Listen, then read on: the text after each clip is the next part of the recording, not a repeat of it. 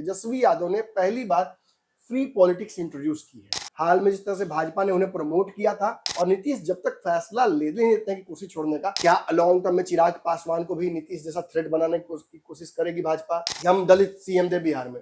नीतीश जी हैं अभी फिलहाल। ओरमा ग्रुप, जो सोचता है वो करता है। आपके अपने सपनों का आशियाना।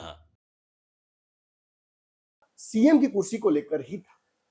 मैंने पूरे इंडिया घुमाकर अमित शाह को लाया वापस, क्योंकि वो होम मिनिस्टर है। तो इसी बात से तो उनकी नाराजगी थी कि आप हमें बताइएगा, ये हमारी पार्टी का फैसला है, ये हमारे संगठन का फैसला है, आप पत्रकारों के फोर्स थोड़े करिएगा हमको कि हम दलित सीएम दे बिहार में। नीतीश जी हैं अभी फिलहाल, आगे समय तय करेगा। फिलहाल तो है, यही था उनका जवाब। नीतीश जी फिलहाल तो है। अब मैंने कल कहा था कि 3 राज्यों में ब्राह्मण है सीएम, 2 राज्यों में राजपूत हैं, राष्ट्रीय अध्यक्ष इनके कायस्थ समाज से आते हैं, एचएम, पीएम और एक राज्य के मुख्यमंत्री, दिल्ली के मुख्यमंत्री बनिया समाज से आती हैं। तो हो ना हो घुमा फिरा कर आप बिहार में लिमिटेड ऑप्शंस की तरफ ही रह जाते हैं।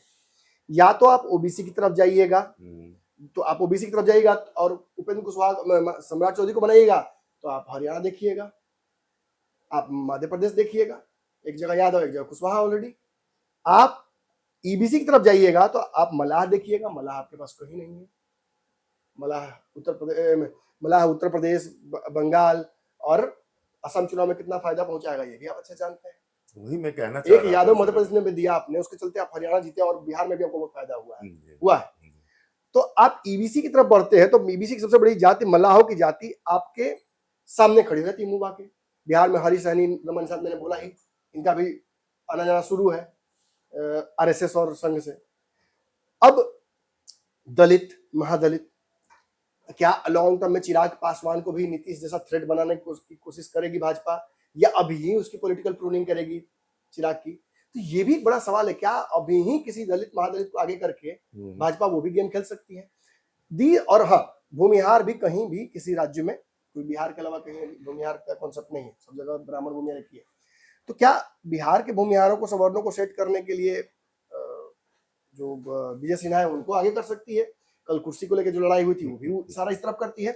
कुल मिलाकर 70% यदि आगे है, 70% पॉइंट से सम्राट चौधरी, तो 30% में कम से कम 4-5 ऐसे बड़े नाम हैं जो उस 70% पर कभी कभी भारी पड़ जा रहे हैं। नहीं तो अब सर, अब 70% और 30% आपने जो कैलकुलेशन दिया, ये आपने जातीय समीकरण जो है जिसके अनुसार सीएम है अलग अलग और पैटर्न का हाइप जो है, ठीक है। लेकिन हमारे अनुसार सर, आज के समय में अगर बिहार में सीएम बनाया जाएगा तो बिहार में सीएम बनाने के समय एक बारी ये नजर में जरूर रखा जाएगा कि असम का चुनाव है, बंगाल का चुनाव है, बिल्कुल, और यूपी का चुनाव भी है। तो आपके अनुसार डॉक्टर साहब, ये अगर तीनों राज्य बीजेपी साधना चाहे तो फिर किसको हाई? ईबीसी, मलाह, ईबीसी और मलाह, कोई और ऑप्शन नहीं है। आप अगर मलाह दे देते हैं मुख्यमंत्री तो आप एक, हालांकि मुकेश सहनी की राजनीति ऑलरेडी फ्लैट है, तो मरे को क्या मारना, तो वो तो मुझे लगता नहीं है। लेकिन अगर ईबीसी की और भी जो जातियां हैं, जैसे मोदी जी की जो जाति है, या और भी कलवार जातियां यहाँ पे हैं, कई बनिया जातियां और भी हैं, इनमें से भी किसी को ऑप्शन मिल सकता है। फिर प्रेम कुमार का नागपुर दौरा, चंद्रवंशी समाज भी ईबीसी में आता है, उनके भी अरमान जाग सकते हैं। तो there are lots of options, और इन्हीं ऑप्शंस की वजह से आज स्थिति गड़बड़ा गई है। और नीतीश जब तक फैसला ले नहीं लेते हैं कि कुर्सी छोड़ने का, तब तक भाजपा के लिए ये सारे ऑप्शंस केवल ऑन द टेबल हैं।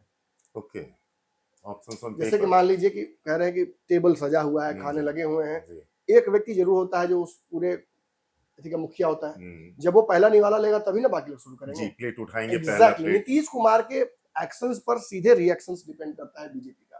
और आज नीतीश कुमार ने जदयू के भविष्य को देखते हुए, अपने पुत्र के भविष्य को देखते हुए, मैंने कल भी कहा था, एक ऐसा डिप्लोमेटिक दाव खेला है, इस्तीफा नहीं तुरंत इमीडिएटली देकर, जो भाजपा की बेचैनी को बढ़ा रहा है।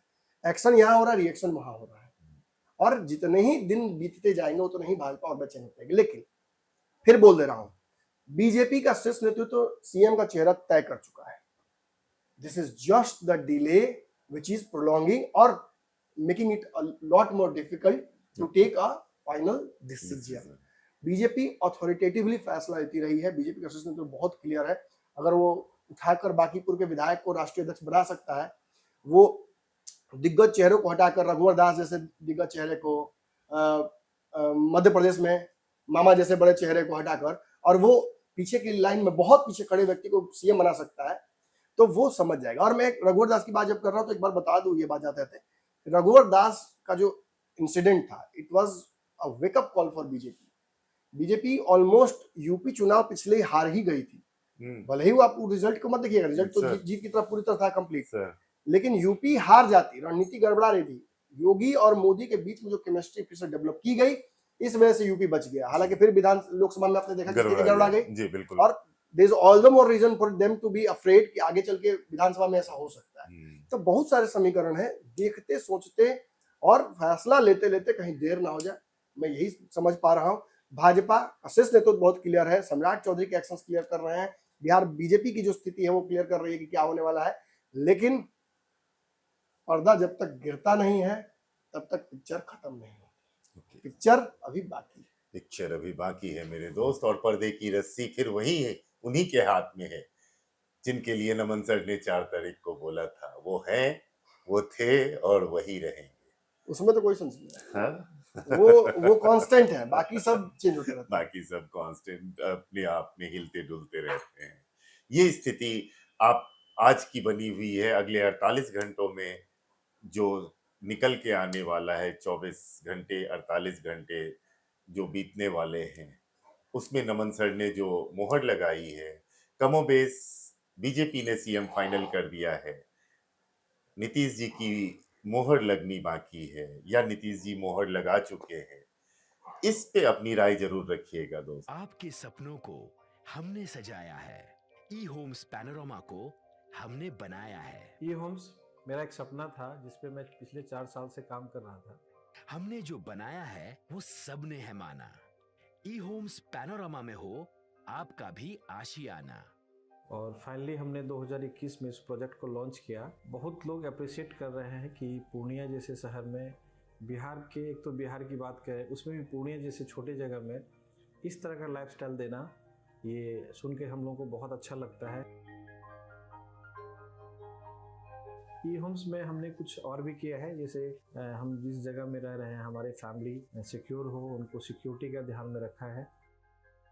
आपकी सुविधा और सुरक्षा आपके लिए खास है, ये आपका विश्वास है। इसमें आर्टिफिशियल इंटेलिजेंस का 7 लेयर सिक्योरिटी का हमने इस्तेमाल किया है। लस ग्रीन कैंपस को बनाया है, यदि हमारा बाउंड्री वाल है तो वो वर्टिकल गार्डन है।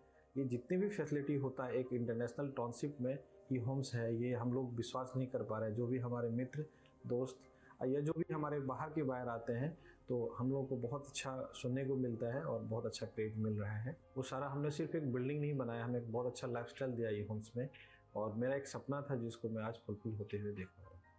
ये आपका आवास है। ई होम्स पैनोरमा में अब आपका निवास है।